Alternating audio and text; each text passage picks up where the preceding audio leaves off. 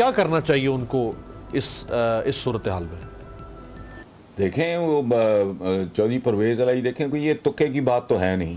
मेरा ख्याल है कि जितनी संजीदगी, बुर्दबारी से, तहम्मुल से चौधरी परवेज़ अलाई ने पंजाब को मैनेज किया था, गवर्न किया था, या जो भी कह लें, ये सर्व किया था, उसकी तो मिसाल ही कोई नहीं। लेट हिम वर्क, फिर अपना काम करो, मरो, इलेक्शन की तरफ जाओ। बाकी कोर्ट क्या करती है देखें, बात सुने।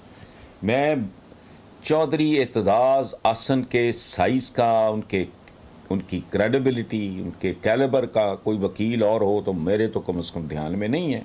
होंगे और कोई एक आध शायद हो, मुझे नहीं पता, क्योंकि मेरा ये शोबा नहीं है। उन्होंने अगर इतने बड़े कानूनदान ने अगर इस फैसले को ये जो किया है, ये क्या था वो, ये जो डिप्टी स्पीकर था वो गेसू दराज किस्म का बना, क्या नाम था, मुझे नाम नहीं याद आ रहा, डिप्टी स्पीकर का। तो एतजाज़ अहसन कहते हैं कि वो नहीं, बिल्कुल गलत था। तो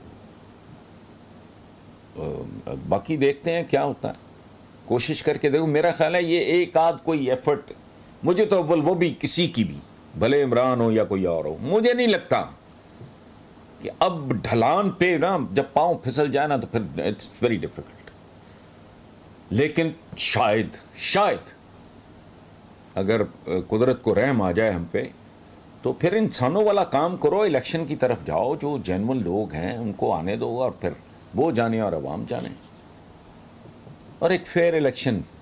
सही।